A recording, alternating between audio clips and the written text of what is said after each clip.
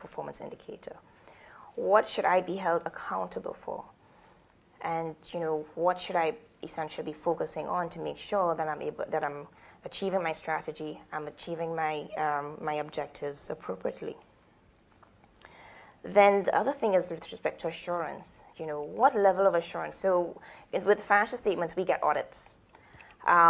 If you now release this integrated report, the public will be a lot more comfortable if there's some level of assurance provided. So what level of assurance is going to be appropriate for the different types of disclosures? Because remember, you're going to be having a combination of financial but also non-financial information in this integrated report. So really, for the non-financial information, are you going to be getting limited assurance or reasonable assurance? What type of assurance is appropriate? And then defining materiality. What really should you be disclosing? One of the goals of integrated reporting is also is to help people to in a clear and concise manner, understand the strategy of the business. So you don't want to have it cluttered with information that people have to sift through, which is currently the case in a lot of our financial disclosures. As I said, you have to be a genius to be able to pick out, well, really, what is it that's meaningful? So defining materiality is a big thing because you're looking at it from a financial as well as non-financial perspective. So what really is the appropriate level and amount of information to include for people to get a clear picture of how you're operating and how you're performing.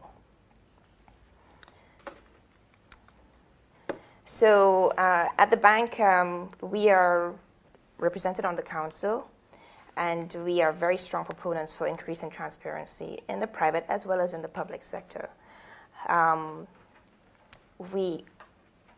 To be able to implement integrated reporting, we have established a core working group, which includes members from my team, as well as members from the sustainability team, and then our communications team, which essentially is responsible for preparing the annual report.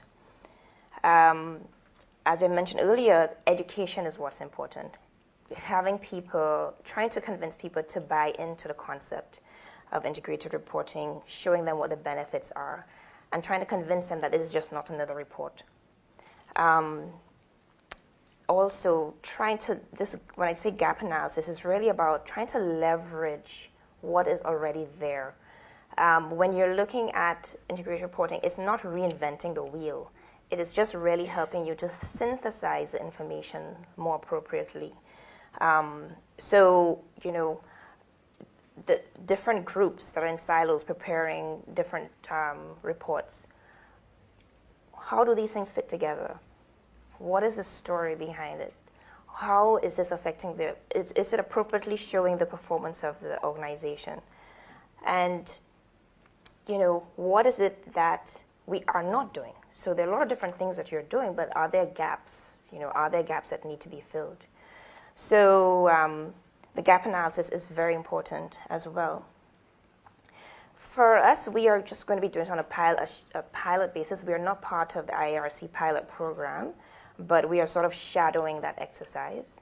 And the whole reason behind trying to do a pilot is to make it a little bit more tangible for our internal stakeholders, to get a sense of, well, what will this integrated report look like?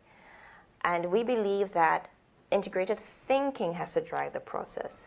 And once we get people to think in an integrated way, the report will just be an outcome of that. So we don't want the focus to be on an integrated report, but really on the process. We want to be able to make the most of this process to help us to look at things differently. And then be able to sort of see how we are then connecting the various strategies that we have to make it a more harmonious strategy. We are also at this current time, we are thinking in a lot more of an integrated manner. So I am responsible for financial reporting for 2 of the World Bank Group entities, but there are also 2 additional entities, and we are actually, in this current period, going through an exercise where we are doing things on a more of a group level. So the time of integrated reporting is actually very, very good, and is going to help us to be able to go through this exercise a lot better. I think this is the final thing for me, but one thing that I did want to mention was that I really applaud the ACCA for being a forerunner in this area. ACCA is also part of the pilot, and they're also represented on the IARC. But, you know, as an accounting profession, we need to ensure that we are at the table, being part of the discussions, are able to influence the developments in the reporting field. We should not look at reporting as just a passive exercise, just reacting to changes in market developments, but really trying to be in the forefront and to push the envelope with respect to how are we ensuring that as accountants we are providing decision useful information, we are influencing the way in which our organizations operate and view their results, are our organizations operating in a sustainable manner. So trying to look at things a lot more holistically and trying to really push the envelope from that perspective. If you think about it, we are all over the world, and all of our various organizations at times are investors. You know, at times we are part of environmental groups, so we can actually influence and drive changes within the market. And so we should really not underestimate that. And I think through the Integrated Reporting Initiative and this whole framework, it actually gives us an avenue and a means of going about that.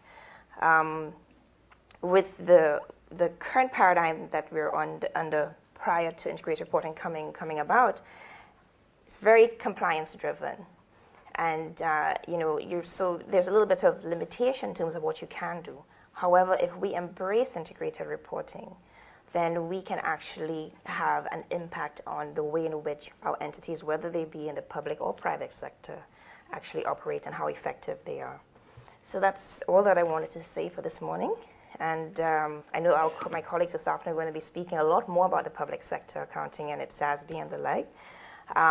So I hope you enjoy the rest of the conference. Thank you.